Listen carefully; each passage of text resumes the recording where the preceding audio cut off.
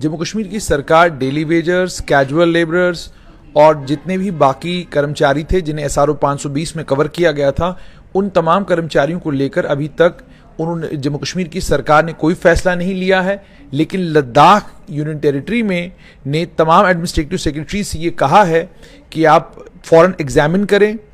और जितने भी pending eligible daily rated workers के रेगुलराइजेशन के मामले हैं, वर्क चार्ज एम्प्लॉयज के जितने भी मामले हैं, उन्हें फौरन जो है कॉम्पिटेंट अथॉरिटी के सामने यानी लेफ्टिनेंट गवर्नर के सामने रेगुलराइजेशन के लिए पेश करें। और ये जो ऑर्डर है, ये ऑर्डर कल का इशू किया गया, उसमें ये भी कहा गया है, GAD ने कहा है कि बहुत सारे डिपार्टमेंट हैं जिन डिपार्टमेंटों में रेगुलराइजेशन के मामले डेली रेटेड वर्कर्स के,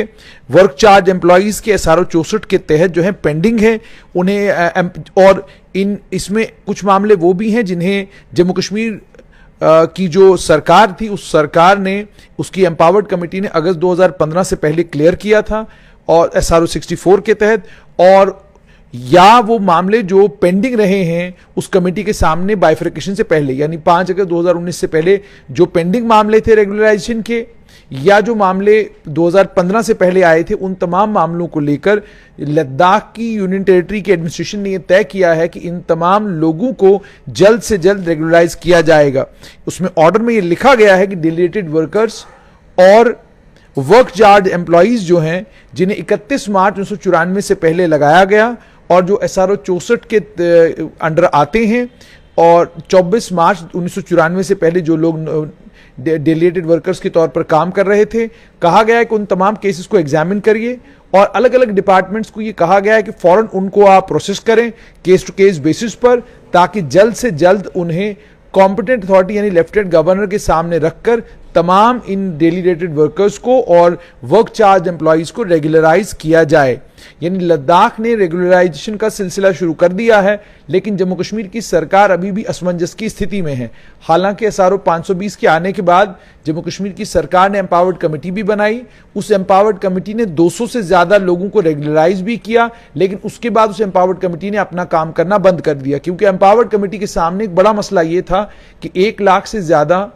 डेली रेटेड वर्कर्स हैं, 1 लाख से ज्यादा कैजुअल हैं। ये कुछ फिगर उनके सामने जो है 1.5 लाख के करीब करीब आई थी। लेकिन जब हम PHE डेली वेजर्स से बात करते हैं, इरिगेशन फ्लड कंट्रोल के डेली वेजर्स से बात करते हैं, PWD के डेली वेजर्स से बात करते हैं, तो वो कहते हैं कि जो ये 1-1.5 लाख का फिगर बताया गया था, ये गलत फिगर था। फिगर 71 हजार के करीब करीब है, उसके ऊपर का कोई फिगर ही नहीं है। अब अगर लाख या 1.5 लाख सरकार बताकर हमारे इस सारे रेगुलेशन के प्रोसेस को रोकती है तो वो गलत है। और इसी रेगुलेशन की डिमांड को लेकर PHE के डेली वेजर एक लंबे समय से आंदोलन कर रहे हैं। वो 74 हफ्तों की अपनी तनख्वाह भी मांग रहे हैं, और सिर्फ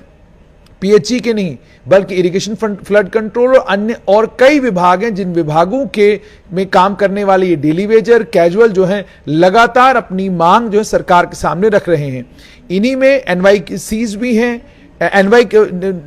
नेशनल यूथ कॉर्प्स में जो लोग लगाए गए थे वो भी हैं, हॉस्पिटल डेवलपमेंट फंड में जो लोग काम कर रहे हैं वो भी हैं, लैंड डोनर्स हैं। ये सभी लोग सरकार के सामने लगातार पिछले लगभग 7 साल से गुहार लगा रहे हैं, लेकिन सरकार कोई फैसला नहीं ले रही है। जम्मू कश्मीर की सरकार जब फैसला लेना चाहती है तो आड़े आता है पैसा, कि 1 लाख कर्मचारियों को अगर हम रेगुलराइज करेंगे तो इनको तनख्वाह कहां से देंगे, इनके जो बाकी एमोलमेंट्स बनते हैं वो एमोलमेंट्स कहां से लाएंगे, क्योंकि हमारे पास पैसा इतना तो है नहीं। ऑलरेडी जम्मू कश्मीर तनख्वाहों पर 60% से ज्यादा अपना बजट जो है तनख्वाहों पर और पेंशन पर खर्च करता है। अब अगर इन 1 लाख लोगों को और रेगुलराइज किया गया तो लगभग 10% और बढ़ेगा। नतीजा ये निकलेगा कि 70% जम्मू कश्मीर का बजट जो है वो केवल मात्र सैलरीज के ऊपर, पेंशन्स के ऊपर जाएगा, सैलरीज, वेजेस और पेंशन्स के ऊपर जाएगा। इन्हीं कारणों से जम्मू कश्मीर की सरकार एक लंबे समय से असमंजस में पड़ी हुई है कि करें तो करें क्या। अगर इनके हक में फैसला लेते हैं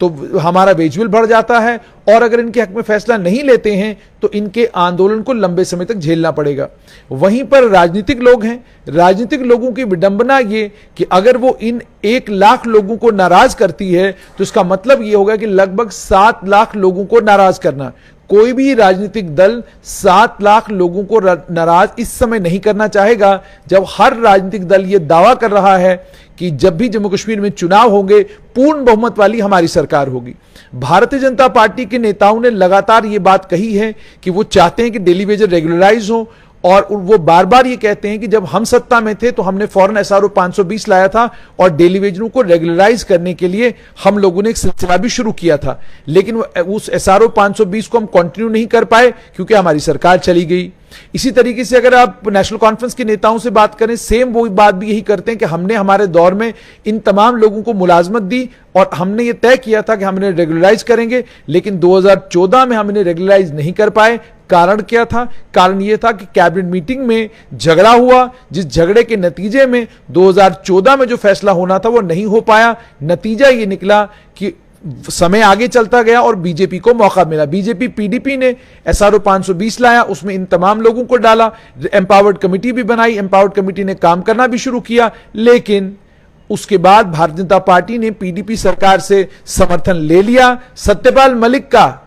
आपको याद होगा, फैक्स मशीन उनकी चली नहीं, उन्हें फैक्स वक्त पर मिला नहीं। नतीजा ये निकला जम्मू कश्मीर में कोई सरकार नहीं बनी और डेली वेजरों का मसला वैसे का वैसा पेंडिंग रहा। अब जब इस लेफ्टिनेंट गवर्नर की डिस्पेंसेशन में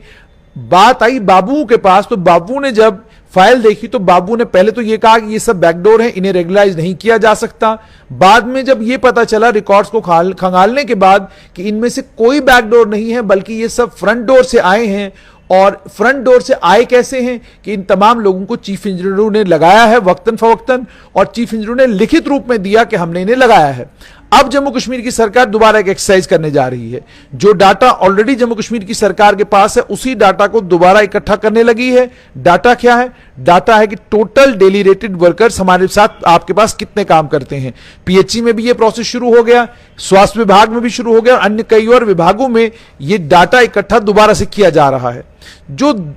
डेली रेटेड वर्कर्स हैं वो ये कहते हैं कि हमारी समझ से बाहर है कि अगर डाटा ऑलरेडी आप लोगों के पास है तो फिर दोबारा से ये एक्सरसाइज करने का औचित्य क्या, दोबारा से एक्सरसाइज करने का मतलब क्या? इसमें तो कोई अक्लमंदी नहीं कि आप दोबारा से एक्सरसाइज करें। वहीं पर सरकार का यह कहना है कि हम दोबारा से एक्सरसाइज करेंगे, फुल प्रूफ एक्सरसाइज करेंगे, सारा डाटा कलेक्ट किया जाएगा और उसके बाद इन तमाम डेलीगेटेड वर्कर्स को लेकर कि रेगुलेशन को लेकर एक बड़ा फैसला लिया जा सकता है। नजरें केंद्र सरकार के ऊपर हैं क्योंकि एक फाइनेंशियल पैकेज देकर केंद्र सरकार ही इन तमाम को रेगुलराइज कर सकती है।